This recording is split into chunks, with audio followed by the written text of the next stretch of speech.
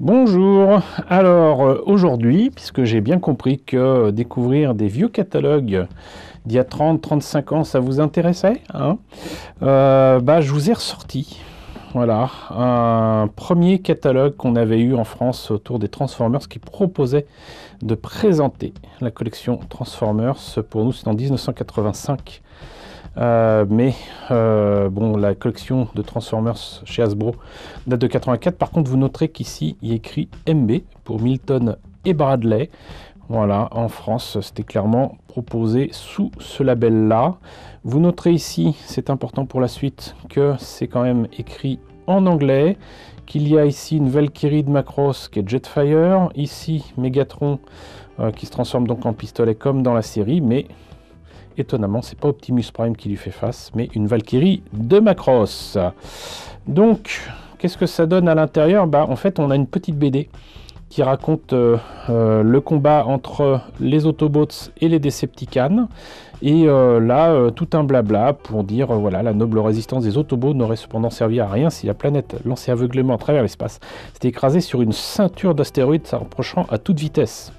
La phrase ne veut pas dire grand-chose. Pour sauver la planète, les Autobots lancèrent un vaisseau spatial large commandé par l'énergique Jetfire. Son but, frayer à la planète un chemin à travers les astéroïdes en détruisant ceux situés sur sa course. L'équipage de Jetfire, comprenant des robots aussi héroïques que Wheel, Roadbuster et Blaster, réussit dans sa mission. Mais Megatron tendit une embuscade à l'Arche alors que celle-ci était toujours dans l'espace. Ces guerriers Decepticons, tels que Frost, Soundwave et Dirge, se battaient furieusement. Ils commençaient à prendre le dessus lorsque le vaisseau se rapprocha d'une planète que vous connaissez, la Terre. Voilà. Donc on les voit en train de se battre dans l'Arche. Là, Megatron dit à Soundwave, dégage. Vive Megatron et les Decepticons. Et quelques secondes plus tard, boum, le choc causa des dégâts considérables. Les systèmes de défense de l'Arche fonctionnaient cependant toujours et ils détectèrent une forme de vie Decepticon. Soundwave avait survécu.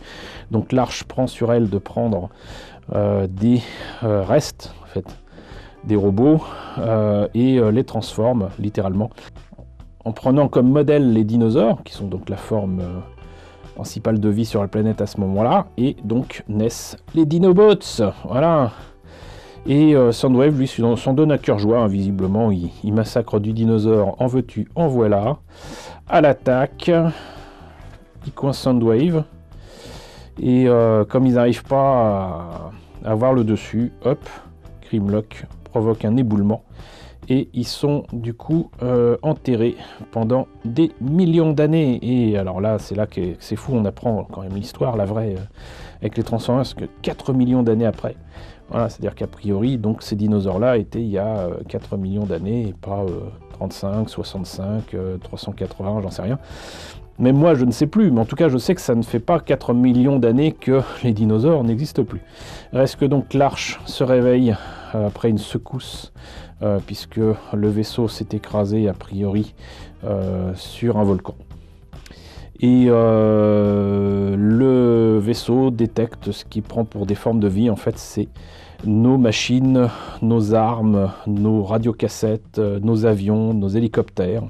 Et l'Arche remet en état aussi bien les Decepticons que les Autobots. Et on se retrouve donc avec Jetfire, Roadbuster, Wheel, Megatron, Frost, Beatswing. Les Transformers sont là. Alors, sachez que j'ai déjà parlé de ce qu'était donc l'origine des Transformers avec la présentation d'un bouquin sur les jouets de Takara. Donc, si vous ne connaissez pas cette vidéo, je vous mets le lien ici. Mais je vous dis tout, puisque là-dedans, c'est un mélange de collections de différentes sociétés. Donc, essentiellement du Takara, mais aussi du Bandai. Et ce qui est fou, c'est qu'ils disent « Suis les aventures de Jetfire et ses Autobots et de Megatron et ses Decepticons dans Transformers, une nouvelle bande dessinée publiée par... » Pas d'éditeur, c'est publié par... Voilà, mais je ne crois pas qu'on ait jamais eu de bande dessinée Transformers à cette époque-là, à part le dessin animé qui est passé, du coup, la première fois, en tout cas, sur Canal+, en 85. Donc... catalogue oblige, on a quand même des photos des jouets. Donc Jetfire, c'est bel et bien la Valkyrie de Macross, la Super Valkyrie même, le jouet Takatoku. Et pour ce que j'en sais, en fait, l'auteur du Mecha Design, hein, Monsieur Kawamori, ne sait toujours pas pourquoi Bandai parce que c'est finalement la version Bandai. Bandai a fourni ce jouet à Hasbro pile poil l'année où ils ont eu les moules et les jouets de Takatoku qui venaient de disparaître et qui faisaient les jouets Macross en 82. Et ils ne savent pas pourquoi ça a été cédé à Hasbro comme ça.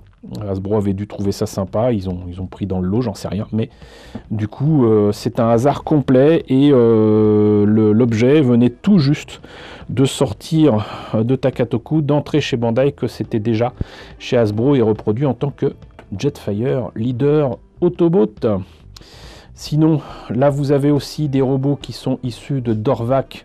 Je vous ai présenté l'hélicoptère en maquette et je vous ai présenté une armure, une Power Armor, il n'y a pas très longtemps non plus autour de Dorvac. Mais là vous avez aussi Roadbuster et donc Whirl. Et au milieu de tout ça, un radiocassette qui s'appelle Blaster, voilà, qui fait partie des collections. Donc de Takara, et toujours chez Takara, on a les Dinobots qui existaient déjà effectivement au Japon.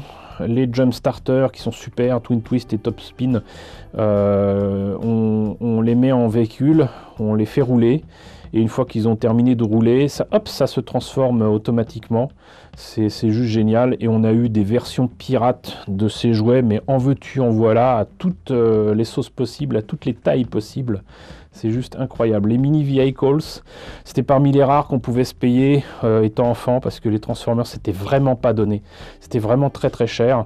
Et là, donc, vous avez des mini véhicules, certes, mais bon, pas géniaux. Moi, je les trouve franchement assez moyens, voire moches. Ce qui est rigolo, je vous le disais tout à l'heure, c'est que les documents sont en français, mais tous les titres, j'allais dire, sont écrits en anglais. C'est complètement fou. Leader, donc Megatron. Shockwave, Soundwave qu'on doit à monsieur Aramaki. Donc Shockwave qui était d'ailleurs là aussi un Transformer qu'on trouvait non seulement à toutes les sauces, mais en version pirate, en veux-tu en voilà, avec j'allais dire un bout qui sert de bouclier d'ailleurs quand il est en robot, différent, parfois l'arme d'un côté ou de l'autre, la tête changeait aussi, mais beaucoup de gens l'ont, mais n'ont pas la version en fait Transformers, mais on avait la version pirate qui était même vendue, je crois, à la Redoute ou 3 Suisses. Sinon, là, il écrit Planes, donc en fait les avions, mais là, c'est en fait les frères ou les cousins de Starscream avec Ramjet, Frost, Dirge. Et ils sont superbes, mais tout ce qui change par rapport à Starscream, c'est surtout les ailes, quoi. Voilà. Sinon, les triple changers, on avait déjà des triple changers malgré le fait que ce soit des G1, donc la première génération de Transformers. On a Astrotrain qui est assez étrange puisque on passe du véhicule qui était le plus élaboré et le plus moderne à l'époque, hein, je rappelle qu'on est en 84, à savoir donc la navette spatiale américaine, à certainement un des engins mécaniques non seulement les plus anciens, mais les plus basiques avec de la vapeur, à savoir donc une locomotive à vapeur. Voilà, et à côté de ça, il y a Blitzwing donc qui passe de jet à tank, et d'ailleurs ce tank m'a tout l'air d'être aussi un tank peut-être de la Seconde Guerre mondiale. Mais bon, sinon Deluxe Insecticans, ça je vous en avais parlé aussi puisque je vous avais présenté ces insectes de Bitras, et je vous avais présenté celui qui est présenté ici comme étant Venom, mais la maquette était assez décevante, une maquette de Imai, et donc ça existait en jouet, les jouets sont bien plus beaux, mais donc du coup c'est des insectes, et là ils sont présentés comme étant des Insecticans Deluxe. Est-ce que c'était chez Bandai? Je crois que oui.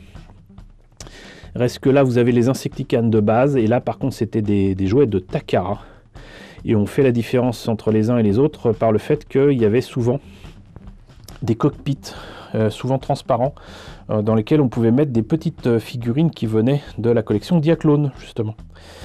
Donc voilà, et les Constructicans, donc Constructicans qui forment le Devastator, qui est comment dirais-je, le moteur de mon envie d'avoir des Transformers et donc des robots transformables en 1985, puisque j'avais vu un enfant acheter à 25 francs seulement le Dévastator complet sur un stand, qui était du coup certainement sinon Hasbro, sinon MB.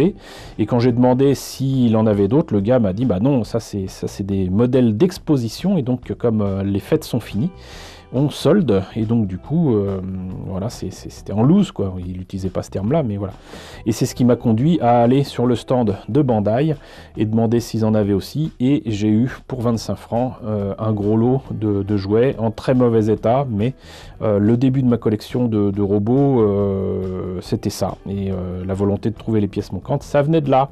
Voilà, vous savez tout. Et là, vous avez ici donc une offre de montre Transformers qui avait l'air quand même très sympathique, mais offre annulée.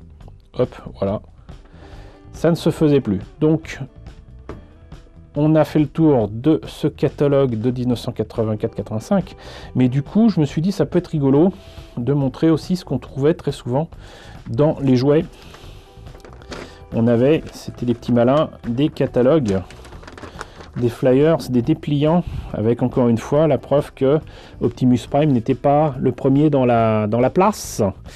Et donc là on voit encore une fois Jetfire, donc la Valkyrie de Macross ici. Là, donc les mêmes robots, les mêmes images d'ailleurs. Avec d'un côté les Autobots avec une illustration où tout ce petit monde vole. Pour Jetfire c'est normal, pour Grimlock je suis moins sûr. Là, on a le côté des Septicans, c'était quand même assez bien pensé. Donc là, par contre, les photos divergent un petit peu. Donc là, on n'a que Soundwave et Megatron. Shockwave est un peu plus loin, là. Mais sinon, donc, les cousins frères de Starscream. Et Starscream n'est pas présent. D'ailleurs, je viens de me rendre compte. Starscream n'y est pas. Astrotrain et Blitzwing. Les Insecticans, qui soient Deluxe ou non. Les Constructicans avec Devastator. Et voilà, et là au moins ils expliquent qu'il y a des moyens d'avoir donc les fiches des robots avec, en fait c'est un filtre rouge qui permettait de voir les capacités et tout ça, mais il ne parle pas du logo. Je ne sais plus s'il était déjà thermosensible, je suis plus très sûr. Mais bon, donc voilà, écoutez. Je vous ai présenté donc deux documents qui viennent d'un lointain passé, puisque ça fait quand même 35 ans de Transformers. Voilà, donc j'espère que la présentation de ces documents, qui représentent pour moi en plus le début de mon intérêt pour les robots transformables et l'envie d'en avoir. Donc j'espère que ça vous a intéressé. N'hésitez pas à me dire si vous avez eu ces documents-là à l'époque ou non, dans la section commentaires. N'hésitez pas à liker, n'hésitez pas à partager, n'hésitez pas à vous abonner si ce n'est pas déjà le cas. Coucou aux nombreux abonnés qui nous ont rejoints ces derniers temps, bienvenue ici. Coucou aux grands anciens qui me suivent depuis 6 ans, merci à toute votre fidélité, merci à tous votre soutien sur Tipeee, sur Paypal, surtout prenez soin de vous. Je vous laisse avec la liste des contributeurs de la chaîne, et je vous dis à très bientôt pour la présentation de nouveaux catalogues.